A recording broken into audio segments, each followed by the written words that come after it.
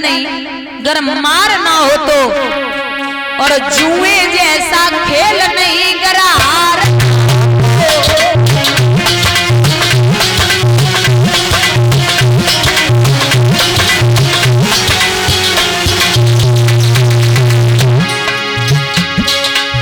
खीर जैसा भोजन नहीं, बीमार ना हो। अगर किसी को शुगर नहीं है तो खीर रोज खाओ, बड़ी अच्छी लगेगी। लेकिन भैया जैसा प्रेम नहीं करार ना हो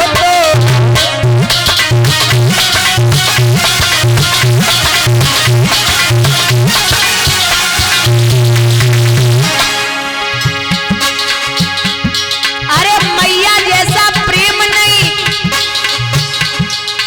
मैया जैसा प्रेम नहीं तकरार ना हो। माँ से ज्यादा आपको कोई प्रेम नहीं कर सकता। और दादा पत्नी जैसा प्रेम नहीं बदकार ना हो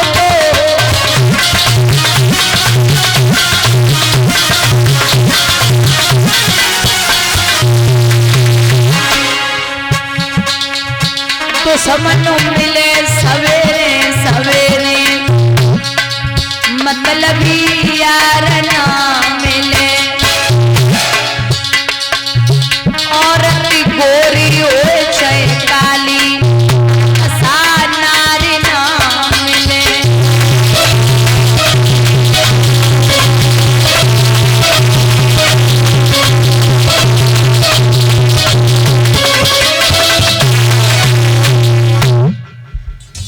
भैया जुए का खेल हुआ, जुए के खेल में पांडवा कहते ना विनाश काले विपरीत बुद्धि। जब विनाश का समय आता है तो बुद्धि काम नहीं करती, बुद्धि बिगड़ने लगी। पांडवों के दिन बुरे आए हैं, पांडवा हारने लगे। हारते हारते जब सब कुछ दांव पे लगा दिया गया, अंत में मैया द्रौपदी का नंबर आया तो माँ द्रौपदी को भी पांडवों ने जुए में रख दिया। अब औरत कोई जुआ में रखने वाली चीज ना है। आप सोना चांदी पैसा हीरे मोती घर मकान खेती सब गिरवी रख सकते हो, लेकिन औरत कोई जुआ में रखने वाली चीज ना है। शकुनी बोला कहीं भागी थोड़ी जा रही है पत्नी, आप रख दो वापस ले लेना। द्रौपदी को जुए में रख दिया तो महाराज मैया द्रौपदी को पांडवा हाथ से गवा बैठे। इशारा दिया है दुर्योधन ने, जा भैया दुशासन, आज मेरा समय आया है, बड़े सम्मान के साथ में भाभी को लेके आ। चला है दुशासन मैया स्नान ध्यान करके बैठी थी, जवाब दिया चलिए भाभी आपको सभा में बुलाया गया। द्रौपदी ने जवाब दिया एक बात बताओ, पिता गांधार मैया गांधारी द्रोणाचार्य पितामह भीष्म 100 कौरव 5 पांडव सब बैठे हैं, वहां मेरी जरूरत क्या है? और माताओं अगर 10 पुरुष आपस में बात कर रहे हो तो वहां औरतों को बीच में बोलने की जरूरत नहीं है। जहां पुरुष आपस में बात कर रहे हो वहां औरतों को बीच में नहीं बोलना है। द्रौपदी ने मना किया, लेकिन खींच करके दुशासन जब सभा में लेके पहुंचा तो मैया द्रौपदी ने जवाब दिया कि जिसके एक पति हो वो पति को पत्नी बड़ी प्यारी लगती है, और यहाँ तो 5-5 पति है मेरे। महाराज ऐसी क्या गलती हो गई है जो घसीट के दरबार में लेके आया गया है? और एक बात और बता दें बुजुर्गों, ये जो द्रौपदी है इसके 5 ही पति क्यों थे? द्रौपदी के 5 पति क्यों थे? मैया द्रौपदी ने भोले बाबा की तपस्या की तो द्रौपदी ने कहा था कि हे प्रभु मुझे बड़ा धर्मवीर यानी कि धर्मात्मा पति चाहिए। दूसरा, मुझे जिसका दुनिया में नाम हो, जो धनधारी हो, ऐसा पति चाहिए। तीसरा, बड़ा बलवान हो, ऐसा पति चाहिए। और चौथा, जो दिखने में बड़ा सुंदर हो, बड़ा। पांचवा, बड़ा कीर्तिमान हो। तो भोले बाबा बोले, लाडो एक पति में तो ऐसे गुण ना हो सकते, एक आदमी में इतने अच्छे गुण तो मुश्किल ही है। सब गुण तो अब बिटिया के लिए लड़का देख के जाओ, कहूँ खेती कम मिलेगी, कहूँ लड़का ढंग को ना मिलेगा, कहूँ घर मकान ढंग को ना, सब चीज तो नहीं मिल सकती, बहुत मुश्किल की बात है। तो जवाब दिया, एक ही व्यक्ति में हो इतनी अच्छाइयां कभी नहीं। तो जाओ, आपको 5 पति देता हूं।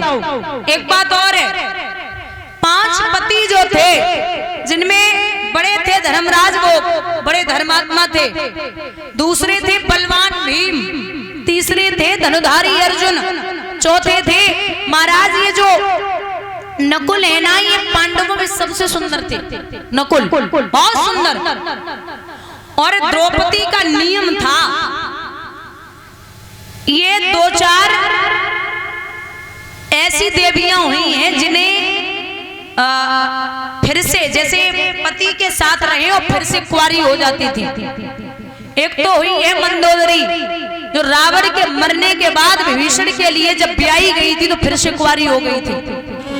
और एक है तारा, बाली की पत्नी, वो फिर से कुंवारी हो गई थी। और ये जो द्रौपदी है ना, ये हर पति के साथ 11 महीने रहती थी, और 11 महीने के बाद जब दूसरे पति के पास जाती थी तो फिर से कुंवारी होके जाती थी। बोलिए गोविंद भगवान की।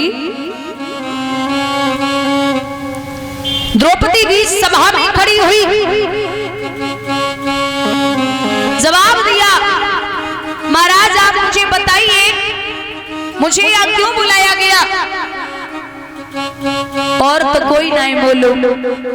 दुर्योधन जवाब देने लगा, और दुशासन, इसने मुझे बोला था कि अंधे के अंधे ही पैदा होते हैं।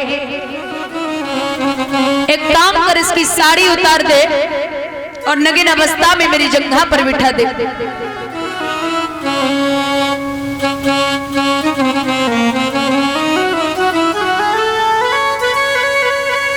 महाराज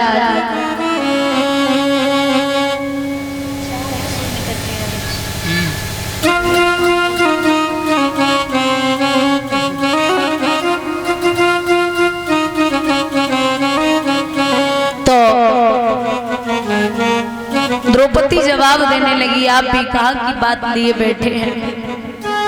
अरे महाराज आप भूल जाइए ना। दुर्योधन बोला, ऐसे कैसे भूल जाऊं? अरे तूने बड़ी कड़वी बात बोली है। दुशासन से नगिन कर दे और मेरी जंघा पर बिठा दे। आगे बढ़ा है दुशासन, तो मैया द्रौपदी ने जवाब दियो कि 5-5 पति बैठे हैं और पति बोल नहीं रहे हैं। महाराज भगवान को याद करके बहना बोली, गोविंद नीचे किए बैठे सर, कुछ पड़े ना असर, सर कटता है सर, स्वामी होगी ना बसर। और क्या मान रहेगा स्वामी सरकार, साड़ी का पल्लू जब सरका, साड़ी का पल्लू जब सरका।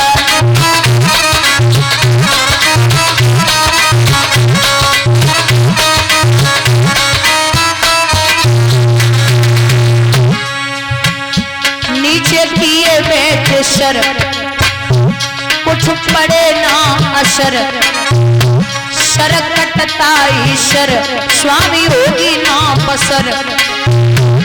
क्या मान रहेगा स्वामी ईश्वर का, साड़ी का पल्लू जब सरका।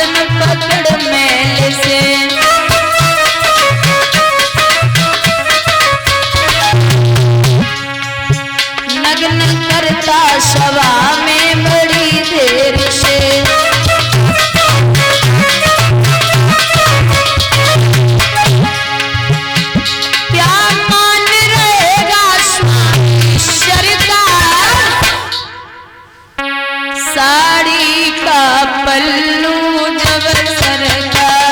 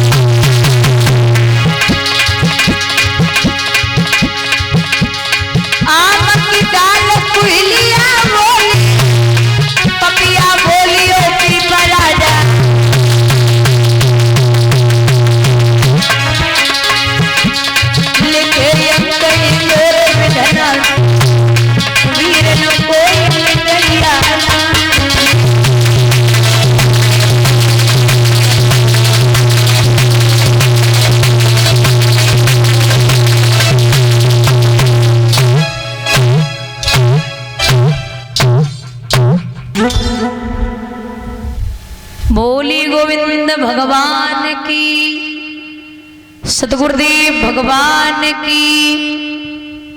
महाराज